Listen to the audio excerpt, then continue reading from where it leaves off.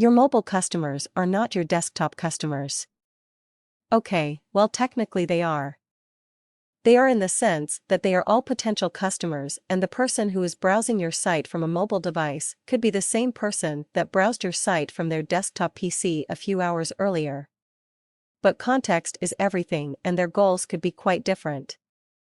Their user experience most certainly will be provide relevant information fast rather than trying to repurpose or repacking every bit of content from your site for mobile delivery. It's important to step back and think about what information is valuable and what is expendable.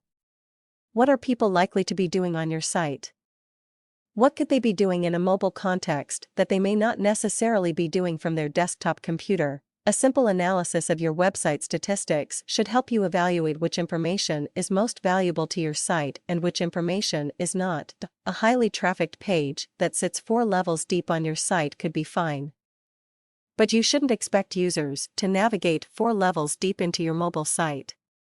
Sure, you can create an intuitive interface that makes this less of an issue than I'm making it out to be.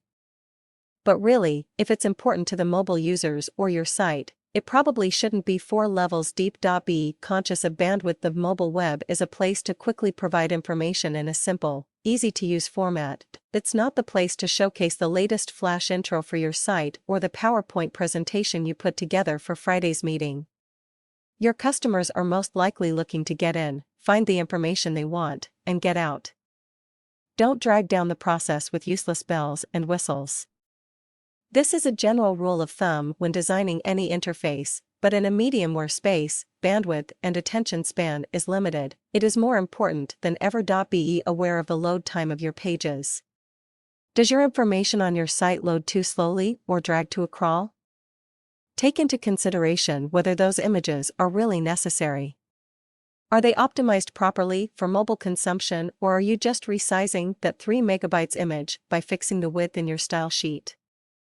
Are they even going to display properly on most devices? Understand that some people are still being charged per MB for data transfer. Not everyone is on a flat, all-you-can-consume plan. Limit the size of your pages to make it easy on the end user and easy on their data plan. Understand the limitations of the device. The phone is not a desktop device. Know your limitations and adapt to them. Realize that designing for a mobile device is not about shrinking your 1280-pixel site to fit into a 240-pixel screen. It's about rethinking the experience. It's about adapting the user interface and the presentation of your content for the growing number of people who will be accessing it in new ways. Mice and keyboards aside from the physical screen size, mobile devices lack 2 other important aspects of the traditional web browsing experience. They don't contain peripherals such as keyboards and mice. Sure, they contain a keyboard, but they are small and cramped.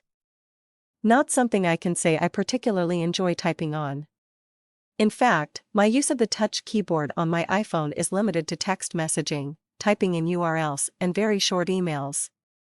Anything beyond that, I'll wait until I'm at my laptop to address it. Expect a similar attitude from your customers.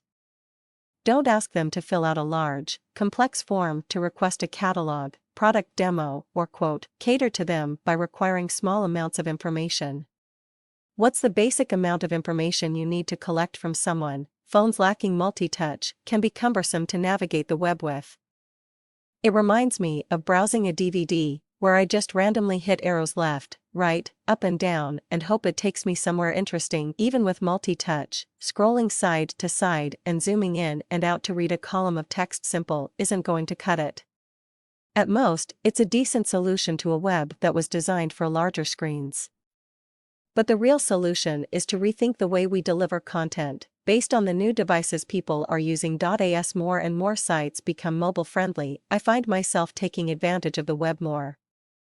In fact, I've had several cell phones over the years, and my forays in mobile web browsing never made it past a few curious minutes reading news or email from my new phone and then never thinking about it again. The experience was really bad. It was not until I got my hands on an iPod Touch and later an iPhone that I really saw the potential in mobile web browsing. It went from a nuisance to something I could really see replacing a lot of the simple tasks I normally do from my laptop computer. And I don't mean replace as in this is painstakingly dull, but I sure look cool doing it. I mean replace as in this is a more convenient way to complete this particular task. Convenience eats really about convenience. The convenience of a well-crafted mobile site cannot be understated.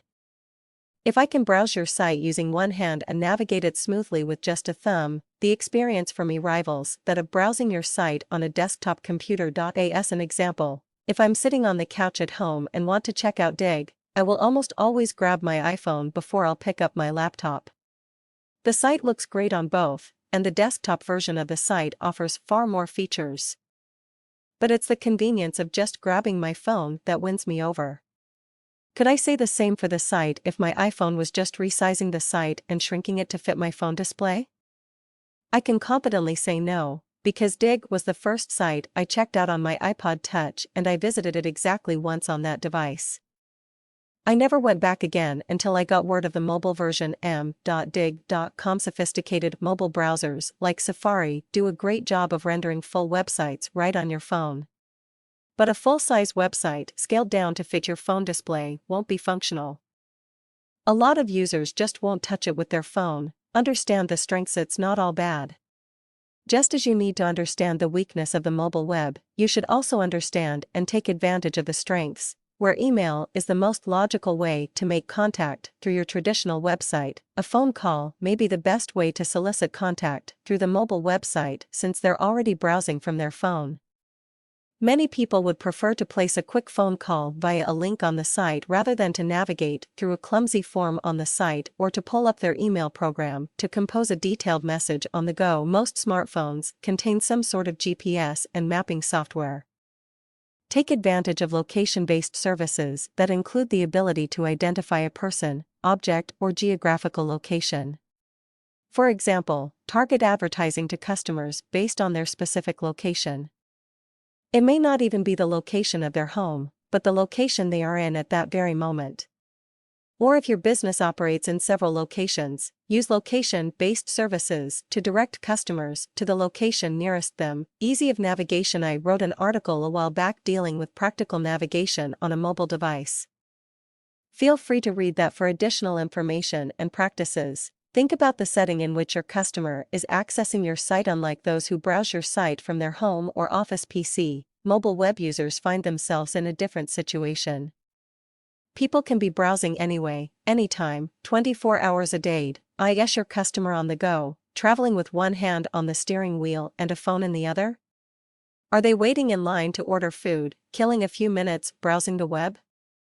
Doing some last-minute research on your company before a meeting, traveling to that meeting, but lost and searching your site for an address or directions? Chances are, no matter what they're doing, they're probably not leisurely perusing your site. They are looking to find information and they are looking to do it quickly and without effort.